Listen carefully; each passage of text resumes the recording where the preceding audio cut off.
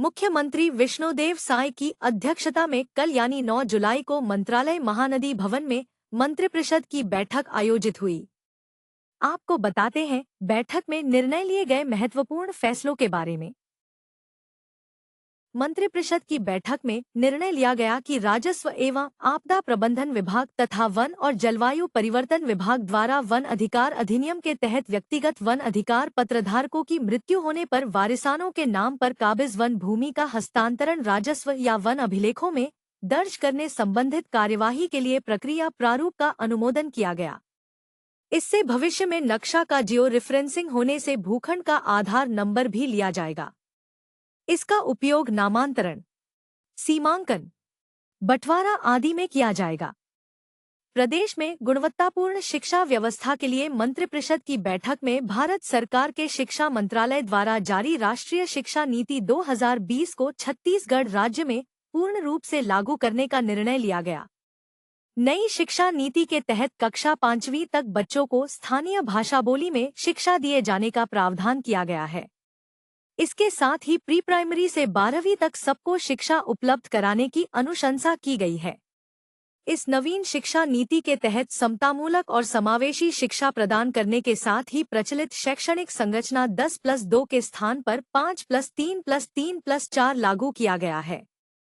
मंत्रिपरिषद की बैठक में निर्णय लिया गया कि छत्तीसगढ़ सशस्त्र सहायक प्लाटून कमांडर, नर्सिंग, प्रधान आरक्षक, nursing, male nurse, female nurse, lab technician, pharmacist, nursing assistant, compounder, dresser, आरक्षक, बैंड आरक्षक, श्वान दल भर्ती प्रक्रिया वर्ष 2023 के तहत छत्तीसगढ़ राज्य के स्थानीय निवासियों को निर्धारित अधिकतम आयु सीमा में 0.5 वर्ष की छूट प्रदान की जाएगी। यह छूट अनारक्षित वर्ग को निर्धारित अधिकतम आयु सीमा के अतिरिक्त एक बार के लिए 0.5 वर्ष की छूट एवं आरक्षित वर्ग को पहले से 0.5 वर्ष की आयु शिथिलीकरण के अतिरिक्त एक बार के लिए निर्धारित आयु सीमा में 0.5 वर्ष की और छूट प्रदान की जाएगी।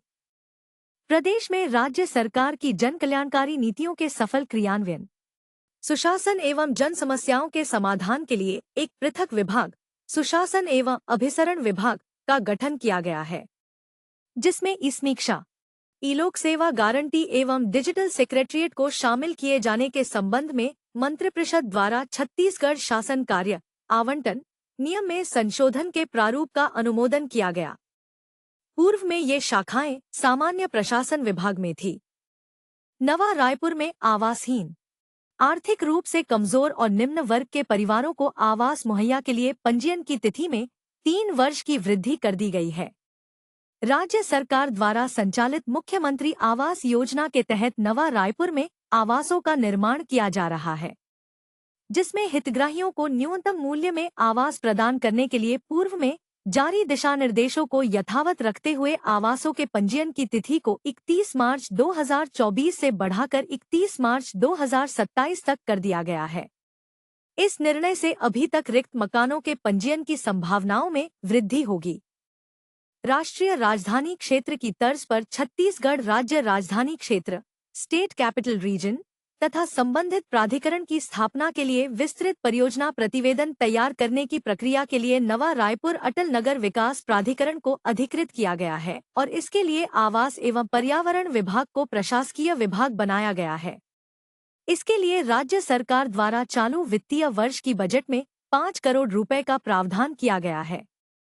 छत्तीसगढ़ शासन भंडार क्रय नियम 2002 के यथा संशोधित 2022 में संशोधन प्रारूप का अनुमोदन किया गया। राज्य शासन के समस्त विभाग आदि आवश्यकतानुसार सामग्री, वस्तुओं एवं सेवाओं जिनकी दरें एवं विशिष्टियां भारत सरकार के DGSND की जेम वेबसाइट में उपलब्ध होगा क्रय जेम वेबसाइट से उनकी नियमावली निर्धारित प्रक्रिया पालन करते हुए क्रय करेंगे। अतिरिक्त आवश्यकता होने पर सामग्री, वस्तु एवं सेवाओं के क्रय के लिए वित्त विभाग की सहमति आवश्यक होगी। वर्तमान में प्रचलित CSIDC के सभी रेट कॉन्ट्रैक्ट इस माह के अंत में निरस्त करने का भी निर्णय लिया गया। यह कदम भ्रष्टाचार निवारण की दृष्टि से लिया गया है। मंत्रिपरिषद की बैठक में छत्तीसगढ़ राज्य संवर्ग के भारतीय वन सेवा में वर्ष 1992 से 1994 तक के अपर प्रधान मुख्य वन संरक्षक के पद पर पदस्थ 06 अधिकारियों को गैरकार्यात्मक आधार पर यथास्थान प्रधान मुख्य वन संरक्षक स्तर के समतुल्य वेतनमान 1 जनवरी 2024 से प्रदान करने हेतु भारत सरकार पर्यावरण, वन एवं जलवायु परिवर्तन मंत्रालय से सहमति प्राप्त करने का निर्णय लिया गया।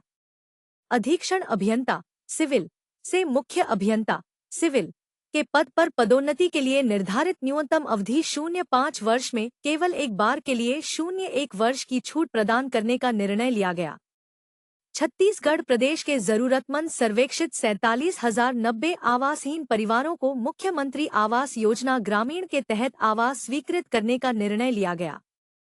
गौरतलब है कि छत्तीसगढ़ राज्य सामाजिक आर्थिक सर्वेक्षण के तहत 1 अप्रैल से 30 अप्रैल 2023 तक प्रदेश में कुल 59.79 लाख परिवारों का सर्वेक्षण पूर्ण किया गया, जिसमें 47,090 परिवार ऐसे पाए गए जो आवासहीन हैं, किंतु उनका नाम सामाजिक आर्थिक एवं जातिगत जनगणना की स्थायी प्रतीक्षा सूची में नहीं है।